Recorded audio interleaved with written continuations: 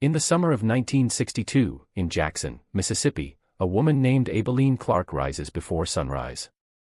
She's worked her whole life raising other people's children, and for the past 2 years, she's cared for Mae Mobley Leafold, a little girl who calls her mama when her own mother won't look her in the eye. One afternoon, Aibileen overhears her employer, Elizabeth Leafold, and her friends Skeeter Phelan and Hilly Holbrook talking. And Hilly, the self-proclaimed queen of Jackson society, says something that makes the air go cold. Hilly echoed, "Colored people need their own bathrooms.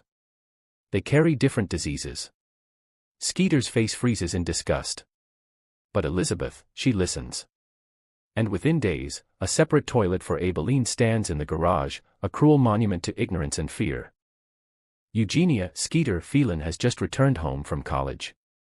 She dreams of being a writer, but her mother wants her married, not published.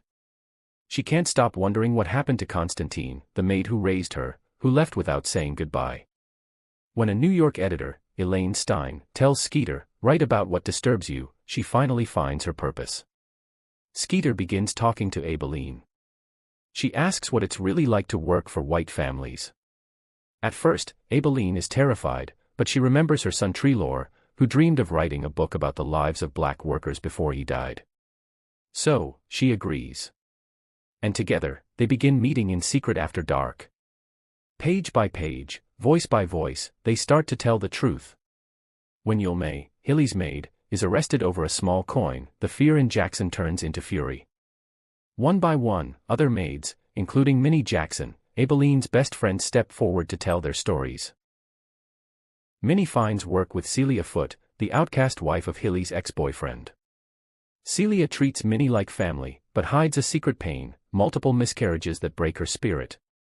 At the charity ball, Celia tries to befriend Hilly, but ends up drunk, ripping Hilly's dress, and vomiting before the crowd. Humiliated, she hides in shame, until Minnie tells her the truth about Hilly and the pie. When Hilly spread lies that Minnie was a thief, Minnie baked her a chocolate pie with her own feces inside. Hilly ate 2 slices before learning the truth. It's the town's dirtiest secret and their safest protection. Skeeter's book is published anonymously. But everyone in Jackson recognizes themselves. No one dares to admit it because to accuse the book is to confess their own cruelty. Skeeter moves to New York, finally free to write. Minnie leaves her abusive husband and begins again. But when Hilly tries to have Aibileen arrested, Elizabeth, trembling and ashamed, fires her instead. Aibileen kneels one last time and whispers to Mae Mobley, "You is kind. You is smart. You is important." Then she walks into the sunlight, no longer a maid, but a woman with her own story. And that summer in Jackson, the world changed because the women who were never supposed to speak, finally did. Stay tuned, like, follow and subscribe to Liam's Recap for more.